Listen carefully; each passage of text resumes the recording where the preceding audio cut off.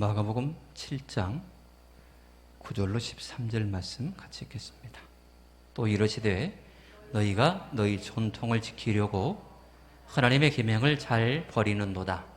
모세는 내 부모를 공경하라 하고 또 아버지나 어머니를 모욕하는 자는 죽임을 당하리라 하였거늘 너희는 이르되 사람이 아버지에게나 어머니에게나 말하기를 내가 드려 유익하게 할 것이 고르반 곧 하나님께 드림이 되었다고 하기만 하면 그만이라 하고 자기 아버지나 어머니에게 다시 아무것도 하여 드리기를 허락하지 아니하여 너희가 전한 전통으로 하나님의 말씀을 피하며 또 이 같은 일을 많이 행하느니라 하시고 아멘. 예수님께서 사랑하는 제자들을 부르실 때에 부르심의 그 공통적인 모습들이 있는데 모두가 다 자기가 있던 자리를 박차고 일어나 예수님을 따랐다라고 하는 것입니다. 어떤 제자는 배와 그물을 버려두고 또 식구들까지 뒤로 하고 또 어떤 제자는 안정된 직장을 뒤로 하고 또 어떤 제자는 사회적인 명망을 뒤로 하고 오직 예수님만을 바라보면서 따라갔습니다.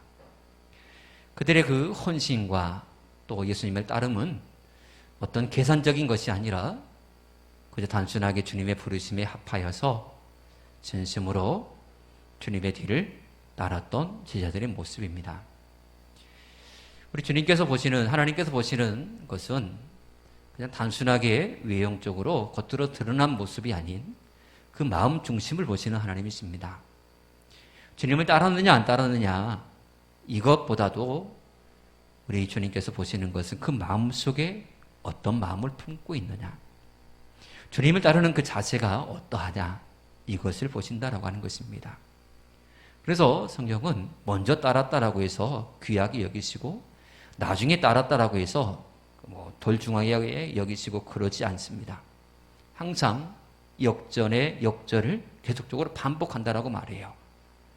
처음 된 자가 나중되고 나중된 자가 먼저 된다라고 하는 이 말씀은 동일한 맥락에서 해석할 수가 있습니다. 그러므로 우리는 끊임없이 내가 지금 신앙생활을 수십 년 해왔지만 내가 우리 교회 안에서 영적으로 꼴통도 될 수 있다라는 이런 경각심을 가지고 끊임없이 우리의 마음을 다독여야 됩니다. 처음 가졌던 그 순수한 마음으로 하나님을 섬기고 겸손한 마음으로 주님의 뒤를 따르면 하나님께서 우리 모두를 가장 으뜸으로 여겨주실 줄 믿습니다. 그런데 예수님 시대에 바리새인과 서기관들이 가르치는 그 모습, 그들의 그 가르치는 것이 순수함이 결여된, 특별히 오늘 예수님께서 지적하신 바대로 하나님의 말씀까지 폐하게 만드는 그런 잘못된 모습으로 흘러가는 것을 우리 주님은 강력하게 비판하고 있습니다. 그 단편적으로 예수님께서 드는 예가 하나 있는데 그게 바로 고르반 제도입니다. 고르반이라고 하는 것은 하나님께 드림이 되었다라고 하는, 하나님께 구별되었다라고 하는 그런 의미입니다. 예수님께서 한 예를 들고 계시죠. 그게 무엇입니까? 내 부모를 공경하라라고 하는 이 말씀에 대해서 너희들이 이 고르반 제도를 악용한 나머지 하나님의 말씀까지 다 피하고 있다. 하나님의 말씀이 우선이냐 너희들의 전통이 우선이냐라고 하는 것을 묻고 계시는 것입니다. 여러분 무엇이 우선입니까? 하나님의 말씀이 우선이잖아요. 그리고 이 고르반이라는 이 단어가 결코 나쁜 것이 아닙니다. 오늘 본문에도 기록되어 있듯이 하나님께 드림이 되었다라고 하는, 하나님께 드린다라고 하는 이 자체가 어찌 나쁜 용어이겠습니까? 그러나 그것을 악용한 것이 문제인 것이죠. 이 고르반 제도는, 이 고르반이라는 하나님께 드립니다라고 하는 것은 예전부터 있었던 것입니다. 창세기에 보면 아담의 자손 가인과 아벨이 각각 자기들이 얻은 것으로 하나님께 예물을 드립니다. 거기서 가인이 드린 양과 아벨이 드린 농산물, 이것이 곧 고르반의 성격을 지닙니다. 하나님께 드림이 되었다. 하나님께서 받으시는 예물, 이런 의미거든요. 구약시대부터 계속적으로 하나님께 드림의 모습은 계속적으로 있어 왔습니다. 그런데 예수님 시대에 이르러서는 사람들이 이 고르반이라는 이 단어를 잘못 사용하고 악용하기 시작했다고 하는 것입니다. 한 가지 예를 들자면 어떤 사람이 누군가에게 돈을 빌려줬습니다. 근데 그 사람이 갚지를 않아요. 가만히 보니 그 사람이 돈이 있으면서 안 갚은 게 아니라 돈이 없어 갚을 능력이 안 돼요. 그런데도 불구하고 나는 그 돈이 필요하고 받고 싶어요. 그래서 이렇게 얘기합니다. 내가 너에게 빌려준 그 돈은 하나님께 드림이 되었다, 고르반이 되었다 라고 그렇게 말하는 것입니다. 즉 내가 너한테 빌려준 그 돈은 내가 이미 하나님 앞에 예물로 드리려고 작정하고 구별해 놓은 돈인데 네가 하도 급하다고 그렇게 해서 내가 너한테 빌려준 거다. 이렇게 말을 해요. 그러면 우리는 이 고르반이라는 이 제도에 대해서 실감 나지 않지만 유대인들은 고르반이라는 이 제도가 너무나 실감이 나요. 그래서 이 사람은 형편이 안 되잖아요. 그럼에도 불구하고 이것이 하나님께 드림이 된 물질이구나. 이제부터는 채무 관계가 A라는 사람과 B라는 사람과의 관계가 아니라 이제는 돈 빌린 사람이 하나님과의 채무 관계가 된 거예요. 이 돈은 사실 A라는 사람에게서 내가 빌렸지만 A라는 사람이 이것을 하나님께 내가 드리려고 작정한 돈이야 라고 고르반을 외쳤으니 이제는 하나님과의 채무 관계가 된 것이에요. 그래서 없는 살림이지만 다 팔고 팔아서 이 돈을 갚게 됩니다. 왜냐? 하나님의 돈이기 때문에. 그러면 돈을 꿔준 사람은 이제 돈을 받게 되었어요. 자신은 돈 꾸어준 사람한테 이것은 고르반이 되었다, 하나님께 드림이 되었다라고 외쳤기에 있는 돈 없는 돈 다 끌어다가 빚을 내서라도 돈을 갚았어요. 그러면 돈을 꾸어준 사람은 처음부터 고르반이 되었다라고 이렇게 외쳤으니 전부를 하나님 앞에 드리는 것이 옳지 않겠습니까? 그래야 맞지요. 그런데 하나님 앞에 드리는 것은 쥐꼬리만하게 드리고 다 자기 포켓 속에 다 들어가 버렸어요. 즉 자신이 돈을 받기 위해서 하나님께 드림이 되었다라는 그런 말을 사용하면서 악용한 것이죠. 자신의 이익을 위해서 하나님을 이용해 먹은 것입니다. 이것이 바로 예수님 시대의 잘못된 고르반 제도의 모습이었다라고 하는 것이죠. 사실 하나님께서 우리에게 주신 말씀과 또 그것을 지키기 위한 여러 가지 행동들이 나쁜 의도는 결코 아닐 것입니다. 그런데 사람의 욕심이라는 것이 그 안에 들어가다 보니 자꾸 이것이 변질되기 시작했어요. 하나님께서 원하시고 기뻐하시는 모습이 아니라 자기들의 이익을 위해서 그것을 악용했다라고 하는 것입니다. 그래서 바리새인과 서기관들이 바로 그 일이 앞장섰기에 예수님께서는 독사의 자식이다, 독사의 자식이다라고 그렇게 악평을 하셨어요. 독사는 독을 가지고 있지만 본인은 죽지도 않아요. 본인은 죽지 않으면서 다른 사람을 자꾸 죽음으로 몰아가는 존재. 그게 바로 독사의 모습 아니겠습니까? 바리새인과 서기관들은 자신들은 멀쩡하대요. 그런데 주변의 사람들이 다 죽어 나자빠져요. 하나님을 섬기는 사람들이 그들이 쳐놓은 돛에 그들이 짊어지어진 그 삶의 무게와 또 전통들로 인하여서 신앙생활에 낙을 잃어버렸어요. 기쁨은 사라져버렸고 단순하게 의무만 남아버린 것이죠. 예배드림이 여러분은 어떻게 다가오십니까? 주일날 예배드리시고 수요일날 이렇게 밤에 피곤한 육체이지만 예배드리는 여러분의 모습이 어떠하십니까? 마음속에 기쁨이 충만하십니까? 신앙생활하는 것이 여러분 즐거움이 되십니까? 마땅히 그래야 돼요. 마땅히. 신앙생활이 왜 고달퍼야 되냐 말이에요. 그건 말이 안 되잖아요. 고달플 거면 뭐다로 해요. 안 그렇습니까? 신앙생활이 고달프고 신앙생활이 뭐 힘들고 그럴 거면 차라리 안 하는 것이 더 편한 세상 아닐까요? 왜 이렇게 힘들까? 그 원인을 가만히 들여다보십시오. 왜?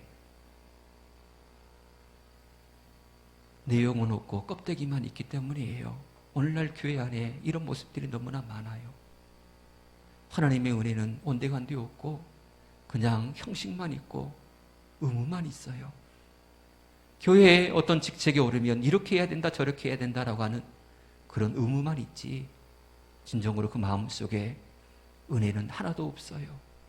은혜를 얘기하면 자꾸 이상한 얘기를 해요. 그러나 은혜 없이는 우리는 결코 하나님의 일을 감당할 수 없어요. 오늘 하나님의 교회에 가만히 들여다보십시오. 단순하게 예배를 지켜야 된다라고 하는 의무만 있지 진정으로 기쁨으로 예배에 참석하는 이가 과연 몇이나 되겠습니까? 저도 어렸을 때부터 신앙의 교육을 제대로 받았다라고 하는 훌륭한 믿음의 부모 밑에서 그렇게 신앙 교육을 받으며 살았습니다. 그러나 과거의 저의 모습을 보면 왜 교회에 가야 되는지조차 의구심이 들 정도로 마음에 기쁨이 없었고 입이 뽀르륵 나와가지고 마지못해 끌려가는 그런 모습들 뿐이었습니다. 저는 교회 가는 것이 매 안 맞으려고 교회 안 가면 엄청 두드러 맞았으니까 안 맞으려고 교회 갔어요. 못돼 신앙이라고 지금은 말하지만 못돼 신앙은커녕 억지로 끌려가는 소였지요. 왜 그런 모습이 나타났을까? 하나님에 대한 은혜 체험이 없기 때문에 그래요. 살아가는 자녀들이 자꾸 교회와 멀어지려고 합니까? 그 또한 마찬가지입니다. 왜 교회에 가야 되는지에 대한 그런 뭔가 이유가 없기 때문에 그렇습니다. 교회에 진정한 가서 참다운 예배의 드림으로 인하여서 하나님 앞에 드림의 그 기쁨을 누리지 못했기 때문입니다. 진정으로 하나님의 은혜를 알지 못하기에 하나님의 교회가 자꾸 나와 상관없이 보이기 시작한다라고 하는 것입니다. 하나님의 교회는 기쁨이 넘쳐야 됩니다. 신앙생활은 즐거움으로 하는 것입니다. 억지로 하지 말라라고 성경은 말씀을 해요. 여러분, 매 순간순간마다 예배 때마다 하나님의 은혜를 경험하시기를 축복합니다. 은혜 없이는 결코 우리는 하나님의 일들을 감당할 수 없기 때문에 그렇습니다. 은혜 받은 사람이 주의 일을 하는 것입니다. 그냥 단순하게 어떤 직분을 받은 사람이 일하는 게 아니라 은혜 받은 사람이 하는 것이에요. 그러므로 우리에게는 은혜가 필요해요. 그 은혜는 사모하는 자가 받습니다. 그냥 단순하게 그냥 앉아있다라고 해서 받는 게 아닙니다. 참석하는 것, 물론 하나님께서 여러분들을 인도하시고 은혜 주셔야 가능한 일이지요. 그러나 하나님의 기쁜 은혜의 생수는요, 사모하는 사람이 맛볼 수 있어요. 갈급한 심령이 진짜 맛있고 꿀송배도 더한 그 말씀의 맛을 느낄 수가 있어요. 배부른 사람은요, 아무리 산의 진미가 온다 할지라도 눈앞에 있다 할지라도 입맛이 땡기지가 않아요. 먹어도 그 맛을 몰라요. 이게 배부른 사람의 특징이에요. 영적으로 교만한 사람은요, 아무리 은혜로운 말씀이 전해진다 할지라도 은혜 별로 못 받아요. 그러나 심령이 가난한 사람은 천국의 은혜를 반드시 얻게 될 줄 믿습니다. 이스라엘 백성들은 부모 공경하는 이 일에만 고르반을 적용한 것이 아니었어요. 13절을 보실까요? 너희가 전한 전통으로 하나님의 말씀을 피하며 또 이 같은 일을 많이 행하느니라. 한 가지만 고르반을 적용한 게 아니라 이보다 더 많은 일들에 대해서 하나님께 드림이 되었다라고 그렇게 말하며 속이고 하나님을 속이고 사람을 속이며 그렇게 자신의 이득을 취하는 일에 하나님을 이용했다라고 강력하게 예수님께서 지적하고 계시는 것입니다. 고르반은 인간의 사약한 욕망을 채우는 도구로 전락해버렸습니다. 이스라엘 백성들은 고르반을 자신의 욕망을 이루는 도구로 사용했어요. 부모님께 드릴 것이 하나님께 드림이 되었다. 오늘 예수님께서 지적하신 내용 가운데 하나입니다. 마땅히 부모를 공경하는 것은 하나님의 자녀로서 의무입니다. 하나님께서 그렇게 우리에게 정해 놓으셨기 때문에 부모 공경은 마땅히 하나님의 자녀라면 마땅히 해야 될 일입니다. 그런데 부모에게 공경하는 것이 너무나 부담스러워요. 그래서 공경하고 싶은데 내가 부모님께 용돈을 드리고 싶은데 그 용돈, 그 돈이 이미 내가 하나님 앞에 드리려고 작정한 그 돈이라서 부모님을 공경할 수 없어요. 어떡하죠? 말은 그렇게 하지만 이미 속마음은 음흉하게 부모 공경하기가 싫은 거예요. 그래서 하나님께 드림이 되었다 이렇게 말하면 끝이다라고 하는 것이에요. 얼마나 악한 모습입니까? 사람은 속일 수 있지 모르지만 하나님은 결코 속일 수가 없습니다. 서두에 말씀드렸듯이 하나님께서 보시는 것은 우리의 속마음이기 때문에 그렇습니다. 우리의 마음 중심이 어떠하느냐, 하나님께서는 그것을 너무나 눈여겨보고 계시는데 사람 앞에서 고르반이 되었다라고 선언할지언정 하나님 앞에서 그렇게 흉악한 마음을 숨길 수는 없다라고 하는 것입니다. 제자들은 순수한 마음으로 예수님을 따라갔습니다. 수많은 사람들의 조롱이 있었지만 그럼에도 불구하고 예수님을 따라 나섰습니다. 가정에서 너 미쳤냐? 이런 소리를 듣는다 할지라도 그것을 뒤로 하고 순수한 마음으로 예수님을 따라 나섰습니다. 이런 예수님의 제자들과 그 당시에 유대인들의 그 바리새인과 서기관들의 모습과는 완전히 다른 정반대의 모습을 보여주고 있지 않습니까? 주님은 우리의 순수한 마음, 순수한 믿음을 보시기를 원하시고 계십니다. 현재의 내 모습 어떠하다 할지라도 겸손함으로 하나님 앞에 나가시는 여러분 되시기를 축복합니다. 자랑할 것 없다 할지라도 주님은 결코 그것을 책망하시지 않습니다. 신앙의 연수가 길고 짧은 건 그건 아무것도 아닙니다. 내 마음의 상태가 얼마만큼 갈급한 상태요, 얼마만큼 겸손한 모습이냐, 얼마만큼 순수하게 하나님만을 바라보고 섬기느냐, 이것을 우리 하나님께서는 보신다라고 하는 것입니다. 그리고 고르반은 하나님을 속이는 그런 사악한 법에 불과했습니다. 사실 하나님께 드림이 되었다라고 말은 하지만 자기 주머니 속에 들어가는 것이 훨씬 더 많았습니다. 자기 이익을 챙기려고 하는 이 모습들, 하나님께서 얼마나 가증하게 여기시는 일일까요?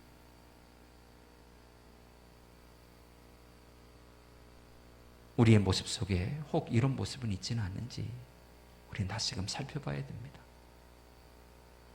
혹이라도 신앙을 이용해서 돈벌이를 한다든지 명예나 권력을 낚시질하고 있다면 이것이 바로 현대판 고르반이에요. 하나님의 일은요, 단순하게 내가 이렇게 한번 해볼까? 이런 식으로 하는 것이 아닙니다. 하나님의 직분은요, 그렇게 받는 것이 아닙니다. 우리 교회에 아무도 없으니 단순히 내가 되겠지, 신앙생활 하는 몇 년 했는데 마땅히 내가 돼야지, 하나님의 일을 그렇게 하는 게 아니에요. 주의 일은요, 하나님 앞에 순수하게 헌신의 사람들이 하는 것입니다. 은혜 체험이 없이는 결코 하나님의 일을 감당할 수 없어요. 왜냐하면 작은 것에 금방 시험 들어 넘어지기 때문이에요. 그래서 하나님의 교회는 은혜 받은 사람, 즉 초대교회 때 7 지사를 세웠던 그 기준이 반드시 필요합니다. 성령이 충만한 사람, 지혜가 충만한 사람, 이런 사람들이 하나님의 일들을 감당할 때에 그 교회가 다시금 소생함을 입고 부흥하게 되는 것입니다. 이게 초대교회가 보여준 대표적인 사례라고 할 수 있습니다. 신앙의 연수가 되었다고 자동으로 되는 것은 아닙니다. 우리 교회 어느 교회에 사람이 없어서 누군가는 해야 된다라고 해서 누군가를 세운다, 그것 또한 아닙니다. 물론 일꾼은 하나님께서 세우시지만 우리는 분명한 기준점을 정해놓고 그 기준점에 맞도록 나를 끊임없이 그 안에 밀어넣는 이런 영적인 몸부림이 우리에게는 필요합니다. 이미 직분을 받으셨어도 그 직분에 합당한 모습으로 나를 끊임없이 만들어가는 것입니다. 목사로 세움받았으면 목사답게 끊임없이 나를 져서 복종시켜서 목사다운 모습으로 하나님 앞에 서는 것이고, 장로요, 권사요, 집사로 세움받았다면 그렇게 가는 것이에요. 이것이 하나님께서 원하시고 기뻐하시는 모습인 것입니다. 단순하게 하나님께 드림이 되었다라고 하는 겉모습만 가지고 직분을 얻고 그것으로 으쓱거리고, 그건 아닙니다. 주의 일들을 감당하지 못할 때에 돌아오는 책망의 소리가 얼마나 두렵습니까? 우리는 이 땅에서 사는 존재가 아니라 마침내 하나님 앞에 서야 되는 영적인 존재 아니겠습니까? 하나님 앞에 설 날이 금방입니다. 그날에 우리는 부끄러움을 당하지 않고 책망받지 아니하도록 이 땅에 주어진 이 기회를 결코 놓치지 말아야 할지 믿습니다. 그리고 하기 싫어서 하지 않은 거면서 교회 일을 핑계대고 여러 가지를 핑계대면서 내게 맡겨주신 일들을 게을리한다는 것 또한 현대판 고르반에 해당이 됩니다. 하나님께 드리는 것, 그것은 순수함이 생명이라는 것을 다시금 가슴에 새기시기를 축복합니다.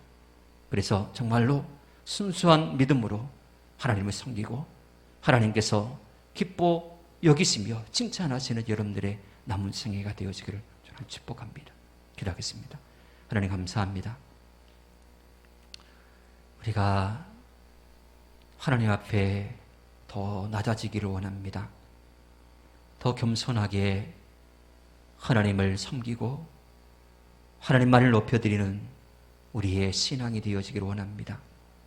신앙생활하면서 날마다 예배하는 가운데 은혜를 경험하게 하시고 가슴이 뜨거워지게 하시고, 그래서 끊임없이 즐거움으로 기쁨으로 하나님의 전을 찾는 이 즐거움이 우리 안에 넘쳐나게 하여 주시옵소서. 하나님, 우리의 자랑은 이 땅에 있는 것이 아니라 영원한 하나님의 나라에 있습니다. 우리의 평생의 자랑은 하나님이요 예수님이요 성령님이십니다. 아버지 하나님, 이런 마음 결코 잊지 않게 하시고 하나님만을 온전히 영화롭게 해드리기에 힘쓰며 살아가는 남은 생애가 되게 하여 주시옵소서. 예수님으로 간절히 기도합나이다. 아멘.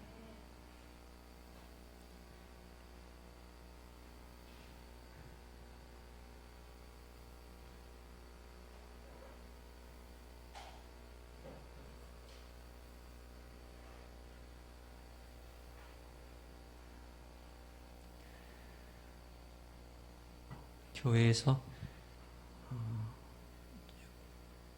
야외를 계획하고 있어요. 다음 주 토요일쯤에 갈 예정인데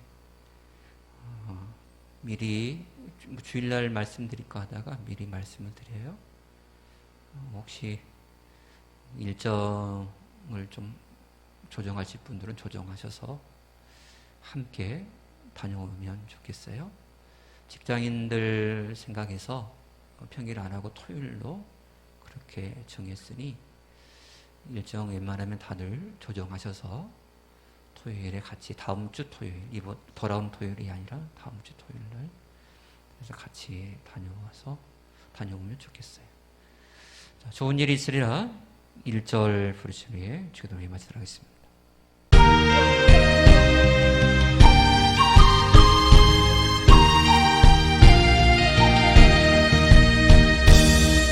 하나님을 아버지라 부르는 자에게 좋은 일이 있으리라.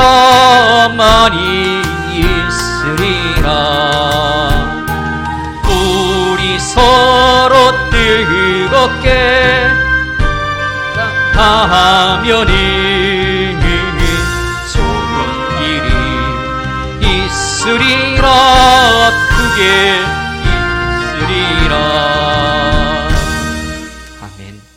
하늘에 계신 우리 아버지, 아버지 이름을 거룩하게 하시며 아버지의 나라가 오게 하시며 아버지의 뜻이 하늘에서와 같이 땅에서도 이루어지게 하소서. 오늘 우리에게 일년 양식을 주시고 우리가 우리에게 잘못한 사람을 용서하여 주는 것 같이 우리 열의 용서하여 주시고 우리의 심에 빠지지 않게 하시고 악에서 구하소서. 나라와 권능과 영광이 영원히 아버지의 것입니다. 아멘.